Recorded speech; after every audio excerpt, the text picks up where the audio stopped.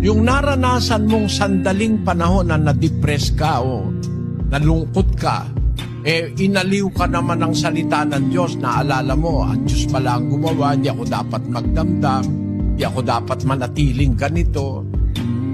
Sandali ka lang na parang nasyak, sandali ka lang nalungkot, naalalayan ka nung aral. Aba, ang epekto naman nun, patataasin naman ang immune system mo at ililigtas ka dun sa mga infection and other diseases.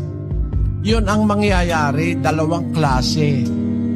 Isang depression na tumatagal dahil walang aral, papunta yun sa kamatayan. Spiritual at saka literal. Pero yung nakatanas ka ng lungkot, matinding lungkot, sandali lang dahil may aral naman tayo laging pinag-aaralan, nakakapagpataas naman ng immune system.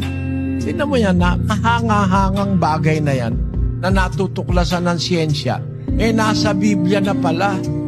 Kasi palulungkutin ka lang sa sandaling panahon, hindi naman habang panahon kasi meron ka kasing maaaring naging pagkukulang mo sa asawa mo, pagkukulang mo sa anak mo, na hindi mo naharap yung anak mo, na naipagtiwala mo lahat sa katulong mo. Na-realize mo ngayon gaano pala kamahal sa'yo ang iyong anak. Magagawa mo yung pagkukulang mo sa iba mo pang mga anak. At saka nung marinig mo yung aral na ang Diyos naman ang kumukuha ng mahal mo sa buhay, yung asawa mo, kung sino man, mawawala yung iyong aaliwin ka ng Espiritu ng Diyos na huwag ka nang malungkot dahil ang Diyos ang gumawa niyan, wala namang ibang makakagawa niyan. Mapuputol ngayon yung iyong stress, yung iyong depression. Yun ngayon ang magpapataas ng immune system mo.